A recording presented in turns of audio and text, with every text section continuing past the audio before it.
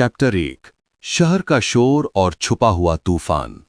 मुंबई की दोपहर, वही पुरानी भागम भाग, गाड़ियों का बेइंतहा हॉर्न, लोकल ट्रेन की गड़गड़ और हर चेहरे पे बस एक ही एक्सप्रेशन, जल्दी और जल्दी। किसी के पास रुकने का वक्त नहीं था, ये देखने का कि उनके पास से गुजरता हुआ इंसान कौन है। इसी भीड़भाड़ वाले दादर स्टेशन के बाहर खड़ा था 18 साल का रियांश व्योम। उसकी मेसी मैन बन वाली हेयर स्टाइल, थोड़ी बड़ी हुई दाढ़ी और कान में लगे हेडफोन्स उसे भीड़ से थोड़ा अलग बना रहे थे।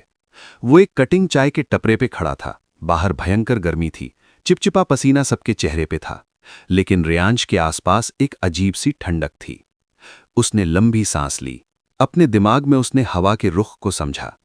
जैसे ही उसने अपनी उंगलियां हल्की सी घुमाई, एक हल्का सा ठंडा झोंका जो सिर्फ उसके लिए था, उसके चेहरे से टकराया। उसने स्माइल किया। लोगों को लग रहा था ये कुदरती हवा है, पर वो नहीं जानते थे कि रियांश व्योम हवा का मालिक है। उसके खून में व्योम परिवार की सदियों पुरानी ताकत दौड़ रही थी।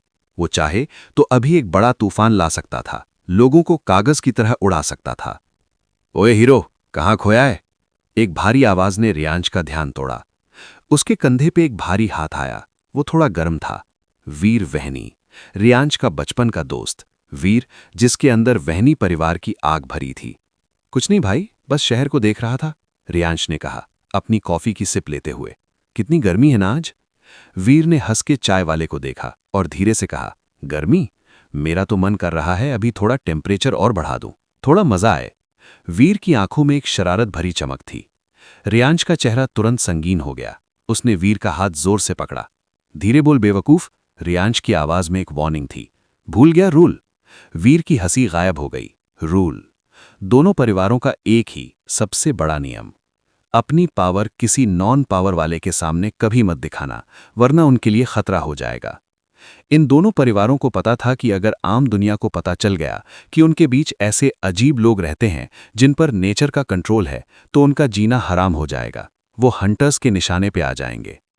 पता है भाई, बस मजाक कर रहा था, वीर ने हाथ छुड़ाते हुए कहा। चल, क्लास के लिए लेट हो रहे हैं।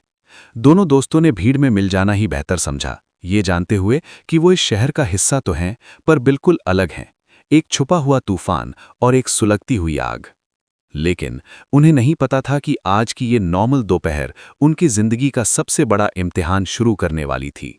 स्टेशन के पास वाले सिग्नल पे खड़ी एक काली कांच वाली गाड़ी से उन पर नजर रखी जा रही थी। स्टेशन की भीड़ से निकलकर रियांश और वीर अपने कॉलेज की तरफ बढ़ने लगे, लेकिन पिछले 5 मिनट से एक काले शीशे वाली बड़ी सी एसयूवी उनके ठीक पीछे उनकी पैदल स्पीड पर ही रेंग रही थी। रियांश की हवा को फील करने की पावर ने उसको पहले ही अलर्ट कर दिया था। हवा का रुख उस गाड़ी के आसपास अजीब तरीके से बदल रहा था। वीर, रियांश ने आगे देखते हुए बिना होंठ हिलाए धीरे से कहा, पीछे मत मुड़ना, कोई हमें फॉलो कर रहा है। वीर के कदम थोड़े धीमे हुए, पर उसने खुद को रोक लिया। उसकी मुट्ठी टाइट हो गई और अचानक से उनके आसपास की हवा गर्म होने लगी। वीर का गुस्सा उसका सबसे बड़ा दुश्मन था। जब भी वो गुस्से में होता, उसकी वहनी ताकत बाहर आने को मचलने लगती थी। कौन है बे? वीर ने दांत पीसते हुए पूछा। उसकी हथेलियों से हल्का हल्का धुआं निकलने लगा था, जो अभी भी भीड़ में किसी को नहीं दिख रहा था। कंट्रोल कर भाई, रूल याद कर। रियांश ने उसका कंधा पकड़ा। उसने तुरंत अपनी एयर पावर से ठंडी हवा का एक झोंका वीर के हाथों पर छोड़ा, ताकि वो धुआं छिप जाए। हम पब्लिक में हैं, कोई देख लेगा। ऐसे कैसे जाने दूं? देखता हूं किसका बाप मेरा पीछा कर रहा है। वीर नहीं रुका। वो अचानक पलटा और सीधा उस काली एसयूवी की तरफ गुस्से से बढ़ने लगा। गाड़ी का ड्राइवर थोड़ा घबराया और उसने रिवर्स गियर डालने की कोशिश की, पर वीर की आंखों में आग थी। उसने अपनी उंगलियां हल्की सी स्नैप की, चुटकी बजाई, फिश।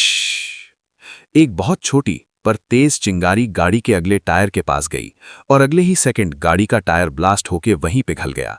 रबड़ जलने की तेज बदबू आने लगी और गाड़ी एक झटके से रुक गई।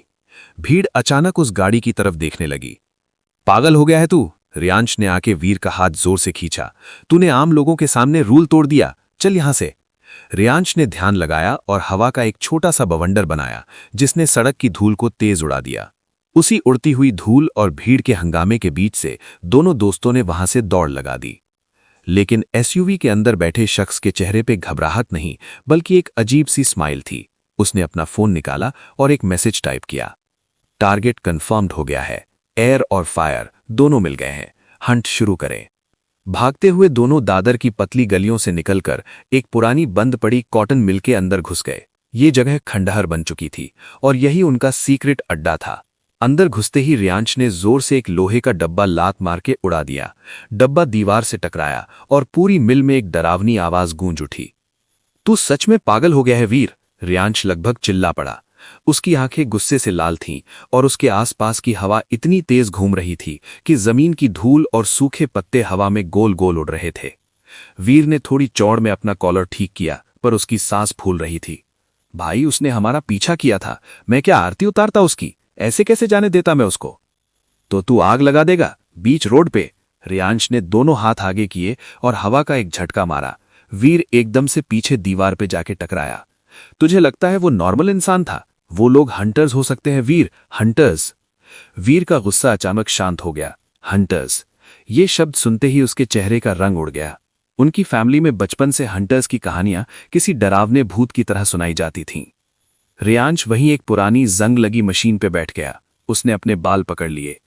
तुझे भूल गया मेरे बड़े भाई आर्यन के साथ क्या हुआ था? रियांश की आवाज अब कांप रही थी।